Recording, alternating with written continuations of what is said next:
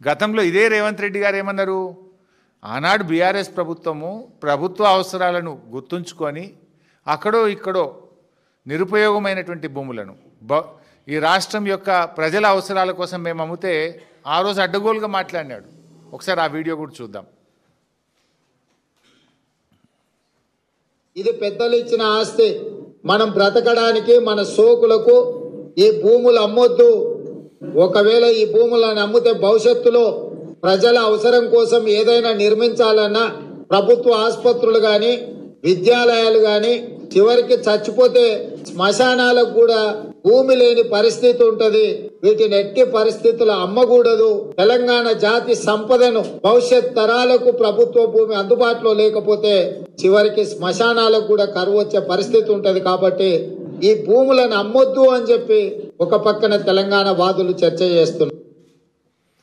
మరి ఆనాడేమో భూములు అమ్మొద్దు అని ఇదే రేవంత్ రెడ్డి శుద్ధపూస లెక్క మాటలు మాట్లాడాడు.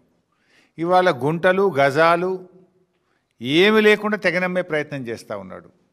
మరి భవిష్యత్తులో తెలంగాణలో ఈ ప్రాంతంలో ఆసుపత్రుల కోసం కానీ పాఠశాలలు కాలేజీల కోసం కానీ పార్కుల కోసం కానీ ఈ ప్రాంత అభివృద్ధికి ల్యాండ్లు అవసరం లేదా? మొన్న జూబ్లీ హిల్స్ ఎన్నికల్లో చూసాం. హడావిడిగా రేవంత్ రెడ్డి గారు ముస్లిం గ్రేవ్ యార్డ్కు కబ్రస్థాన్కు ల్యాండ్ కేటాయిస్తే అది మిలిటరీ వాళ్ళు వచ్చి మా ల్యాండ్ అన్నారు. మరి ఆ ల్యాండ్ లేక ఇబ్బంది అవుతుంది కదా.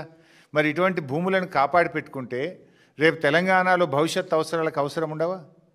ఇతర రాష్ట్రాల్లో ఏం చేస్తున్నారు? ఇట్లాంటి పారిశ్రామిక ల్యాండ్స్ మహారాష్ట్ర కానీ కొన్ని రాష్ట్రాల్లో గుజరాత్ కానీ సిటీ డెవలప్ అయితే 50% భూమి ప్రభుత్వం తీసుకుంటుంది. మిగతా 50%ను ఇలాంటి 50%, 100% ఫీజు తీసుకొని రెగ్యులరైజ్ చేస్తుండ్రు. కానీ నువ్వేం చేస్తున్నావు?